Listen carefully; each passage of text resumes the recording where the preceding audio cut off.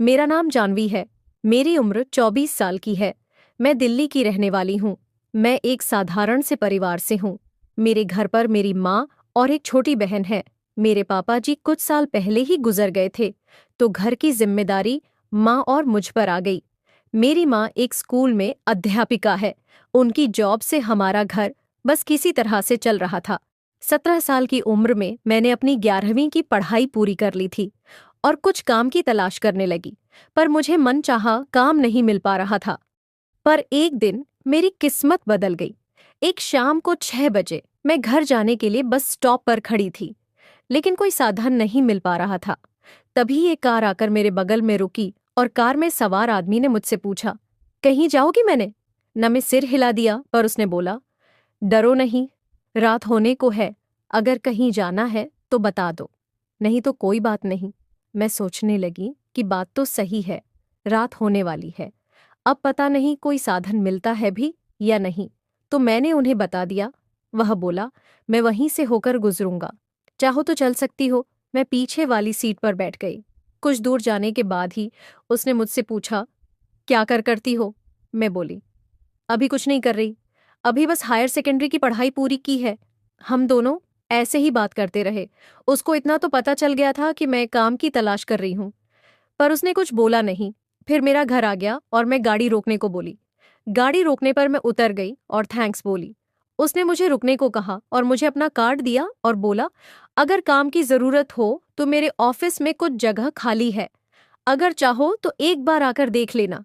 मैंने कार्ड लिया और थैंक्स बोलकर घर चली गई। पहले तो मैंने ज्यादा ध्यान नहीं दिया, पर रात में सोते वक्त उस आदमी की याद आई। मैंने तुरंत उठकर अपने पर्स से वो कार्ड निकाला और देखा तो किसी सॉफ्टवेयर कंपनी का लग रहा था। मैंने वहां जाने की सोची, मगर अगले दिन संडे था, तो मैंने मंडे को जाने का तय कर लिया। मंडे को मैं जल्दी से उठकर तैयार हुई और ऑटो लेकर वहां पहुंच गई। वहां जाकर देखा तो बहुत ही बड़ा और शानदार ऑफिस था। मैंने वहीं पर एक महिला के पास जाकर कार्ड दिखाया, तो उसने मुझे 1 नंबर रूम में जाने को कहा। मैंने रूम के दरवाजे पर जाकर अंदर आने की अनुमति ली। अंदर जाते ही देखा तो सामने वही आदमी था। उसने मुझे देखते ही कहा, अरे तुम आओ, बैठो ना। मैं बैठ गई। उसने कहा, जरूर तुम काम के लिए यहाँ आई होगी। मैं बोली, जी हाँ। उसने मेरे सभी कागज चेक किए और कहा, मुझे एक सेक्रेटरी की जरूरत है। अगर तुम यह काम कर सको तो तुम्हें काम मिल सकता है। घबराने की जरूरत नहीं है, तुम धीरे धीरे सीख जाओगी। मैंने तुरंत हाँ बोल दिया। तो उन्होंने कहा, शुरू में तुमको 21,000 मिलेंगे और बाद में तुम्हारे काम के ऊपर है कि कितना बढ़ाना है। वो बोले, कल से ही आ जाओ। मैं खुश होकर बोली, जी जरूर। और फिर मैं घर आ गई। घर में भी सब लोग बहुत खुश थे। अगले दिन से ही मैं काम पर जाने लगी, पर मुझे जरा भी अंदाजा नहीं था कि यहाँ से मेरी जिंदगी ही पूरी बदलने वाली थी। वक्त बीतता गया और 4 महीने कब गुजर गए पता ही नहीं चला। अब मैं बॉस के सारे काम सीख चुकी थी और पूरी मेहनत से काम करती थी। कुछ दिनों बाद मुझे कुछ ऐसा पता चला कि मुझे विश्वास ही नहीं हुआ। मुझे पता लगा कि पहले भी कई लड़कियां यहाँ काम कर चुकी हैं, मगर ज्यादा दिन तक कोई भी नहीं टिक पाती।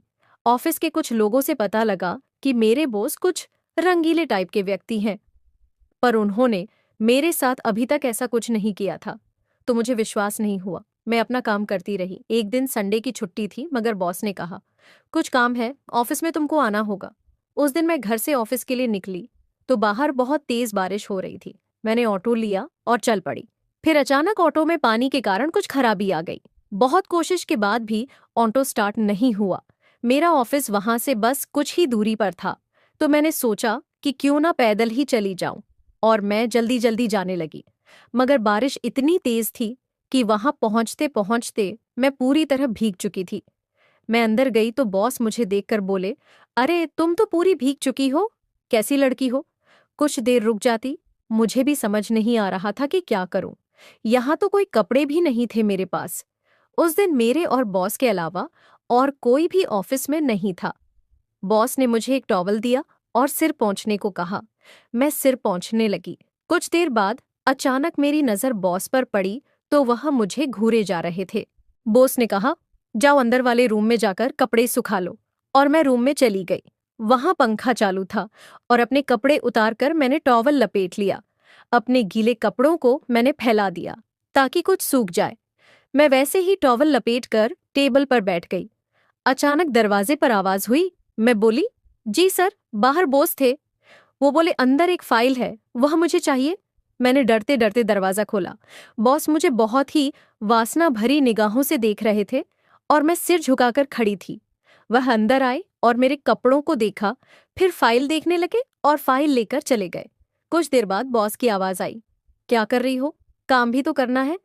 मैं अकेला क्या क्या करूंगा? तो मैं बोली, मैं कैसे आऊं? कपड़े भी अभी गीले हैं। तो बॉस बोले, क्या हुआ? टॉवल लपेट कर ही आ जाओ, यहाँ कौन है तुम्हें देखने वाला? मैं डरते डरते वहां गई। बॉस सोफे पर बैठे हुए लैपटॉप पर काम कर रहे थे। वो मुझे बोले, जल्दी यहाँ आकर बैठो और इस फाइल में जो लिखा है उसको बताओ। मैं सब जल्दी से उसमें लिख देता हूँ। मैं उनकी बगल में डरते हुए बैठ गई और फाइल को अपनी गोद में रख के उनको सब कुछ बताने लगी। मुझे बहुत शर्म आ रही थी। मैं बार बार टोबल को ठीक करने जा रही थी कि अचानक ही टोबल खुल ना जाए। उसी समय बॉस ने अपनी टांग मेरी टांग से सटा दी। मैं बिल्कुल सुन रह गई मगर कुछ नहीं बोली। मेरे कुछ ना कहने पर वह मेरा फायदा उठाकर और भी ज्यादा मुझसे चिपक कर बैठ गए। अब मुझे बहुत डर लगने लगा था, मगर पता नहीं क्यों मेरे अंदर कुछ अजीब सा भी हो रहा था। करीब 15 मिनट बाद बॉस ने लैपटॉप बंद किया और बोले, आज तो कोई नहीं है, जाओ तुम ही चाय बनाकर ले आओ। मैं उठी और बाहर किचन में जाकर चाय बनाने लगी। चाय बनाकर जब मैं लौटी तो बॉस वहां नहीं थे। मुझे कुछ अजीब सा लगा। टेबल पर चाय रखकर मैं अंदर वाले रूम में गई। देखा तो देखती रह गई। मैं तुरंत वापस आ गई और डरकर सोफे पर बैठकर बॉस को आवाज लगाई, सर चाय बन गई है। वह तुरंत आ गए और मेरी बगल में आकर बैठ गए। इस घटना से मेरा दिल जोर जोर से धड़क रहा था। मैंने डरते डरते बॉस को चाय दी। हम दोनों चाय पीने लगे। उन्होंने अचानक कहा, जानवी, तुम बहुत सुंदर हो। मैं कुछ नहीं बोली, बस थोड़ा सा मुस्कुरा दी। उन्होंने चाय पीकर कप टेबल पर रख दिया और अपना एक हाथ मेरी टांग पर रख दिया। मैंने जल्दी से उनका हाथ हटा दिया तो वह बोले, क्या हुआ? मैं खामोश थी। वह मेरे और करीब आ गए। मुझे महसूस हो रहा था। उन्होंने मेरा हाथ पकड़ते हुए कहा, जानवी, मैं तुमसे एक बात कहना चाहता हूं। मैं बोली, जी सर, कहिए, क्या बात है? वह बोले, क्या तुम अपनी इस जॉब से खुश हो? तो मैंने कहा, हाँ, और सिर हिला दिया। वह बोले, अगर तुम्हारी नौकरी पक्की कर दी जाए तो कैसा रहेगा? मैं बोली, सर ये तो आपके ऊपर है। मैं क्या कह सकती हूं? तो वह कहने लगे, मेरे ऊपर नहीं, ये तो तुम्हारे ऊपर है कि तुम क्या चाहती हो, नौकरी पक्की हो या फिर टाइम पास नौकरी। मैं बोली, वह कैसे? वह मेरा हाथ दबाते हुए बोले, अगर जैसा मैं कहूं तुम वैसा करने को राजी हो जाओ तो कल से ही तुम्हारी नौकरी यहां पर पक्की समझो। मैं सब कुछ समझ रही थी मगर फिर भी पूछ लिया, क्या करना होगा? मुझे सर उन्होंने जो बताया मैंने वह सुनते ही तुरंत अपना हाथ उनसे छुटा लिया और बोले, सर मैं ऐसी लड़की नहीं हूं, ये सब मैं नहीं कर सकती। आप ऐसा सोच कैसे सकते हैं? वह बोले, मेरी एक बात समझ लो जानवी, अगर जिंदगी में आगे बढ़ना है तो कहीं ना कहीं तो समझौता करना ही होगा। मैं तुमको जोर जबरदस्ती से नहीं कह रहा हूं, जो भी होगा तुम्हारी मर्जी से होगा और तुमको हर तरह से हेल्प भी करूंगा। तुम और तुम्हारा परिवार एक अच्छी जिंदगी जी सकते हो, सोच लो। इतना कहकर वह उठे और बोले, मैं बाहर जाकर स्मोकिंग करके आता हूँ। अगर तुमको मेरी बात मंजूर है तो रुकना, नहीं तो चली जाना। मैं बुरा नहीं मानूंगा। जैसा अभी तक चल रहा है सब वैसा ही चलता रहेगा। और वह इतना कहकर बाहर चले गए। मैं अकेली बैठी सोचती रही कि क्या करूं। मन में आया कि चली जाऊं। तभी मेरे मन में आया कि अगर मैंने बॉस की बात नहीं मानी तो वह कुछ दिनों में ही मुझे नौकरी से निकाल देंगे। तो पता नहीं फिर नौकरी मिलती है या नहीं, और घर की हालत भी ठीक नहीं है। छोटी बहन की पढ़ाई को भी देखना है।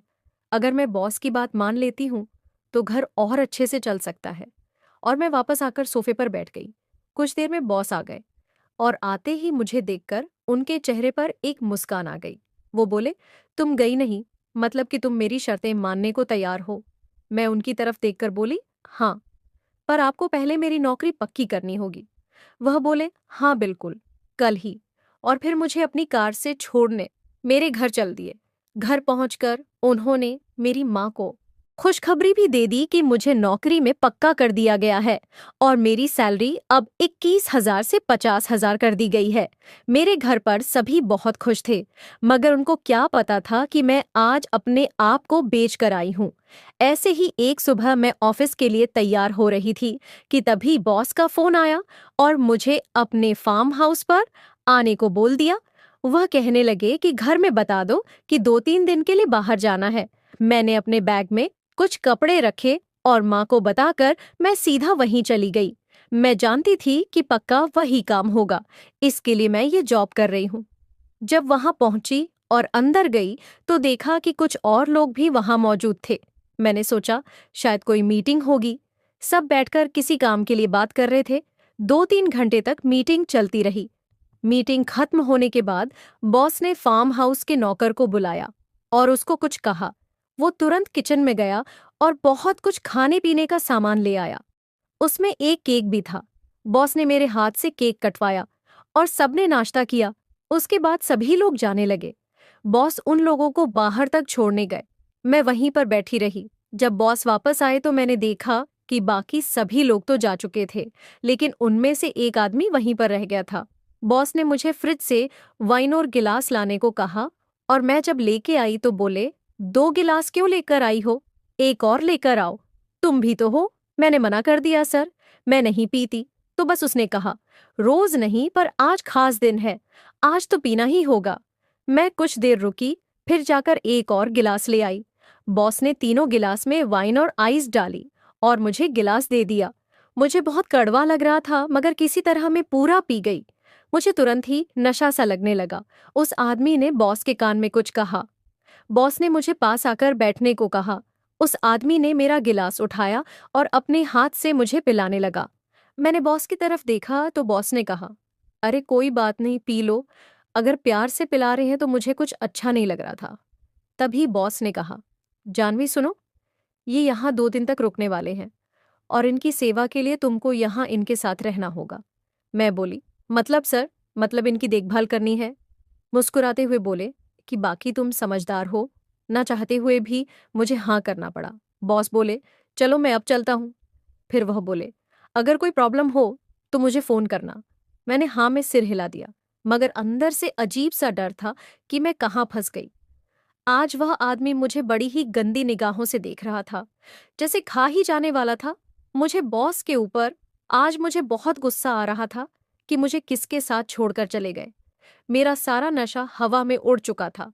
नौकर भी मुझे बड़े गौर से देख रहा था। जब मैंने उसे अपने पास बुलाया और उसका नाम पूछा तो उसने अपना नाम मुझे रामू बताया। अब किसी गांव का लग रहा था। बॉस का फार्म हाउस शहर से दूर सुनसान इलाके में था। ज्यादा लोग आते जाते भी नहीं थे। कुछ देर बात करने के बाद नौकर भी अपने रूम में चला गया। उसके बाद उस आदमी ने अपनी गलत हरकतें शुरू कर दी और मेरे मना करने के बावजूद भी वह मेरे साथ जबरदस्ती करने लगा। जब मैं उठकर बाहर जाने लगी तो उसने दरवाजा बंद कर दिया। मैंने जोर जोर से चलाना शुरू कर दिया। मेरी आवाज सुनकर नौकर दौड़कर अंदर आ गया। वह दरिंदा मेरे साथ मारपीट करने लगा। तभी नौकर ने एक टेबल उठाकर उस दरिंदे के सर पर दे मारी, जिससे वह वहीं पर गिर गया और वहां से भागने लगा। नौकर ने उसे वहां से भगा दिया। उसके बाद नौकर ने मुझसे कहा, मेम साहब, आप यहाँ पर क्यों आई थी? आपको शायद पता नहीं, यहाँ पर कब से ऐसा ही चल रहा है। उस बेचारे नौकर ने अपनी नौकरी की परवाह किए बगैर मुझे बचाया था। उसके बाद मैं वहां से सीधा अपने घर गई और माँ के पास जाकर रोने लगी। जब मेरी माँ ने मुझसे पूछा तो मैंने उन्हें सारी सच्चाई बता दी। उसके बाद मेरी माँ ने कहा कि आग लगे ऐसी नौकरी को हमें नहीं करानी, ऐसी नौकरी जहाँ बेबस औरतों का फायदा उठाया जाता है। मैंने बॉस को फोन करके खरी खोटी सुनाई और कहा, मुझे नहीं चाहिए आपकी नौकरी। उसके बाद आज भी जब कभी उस बात को याद करती हूँ तो मेरा दिल दहन जाता है। हमारे यहाँ कुछ लोग ऐसे होते हैं जो अपने बिजनेस को बढ़ाने के लिए किसी भी हद तक जाने को तैयार हो जाते हैं। उन्हें अपनी कामयाबी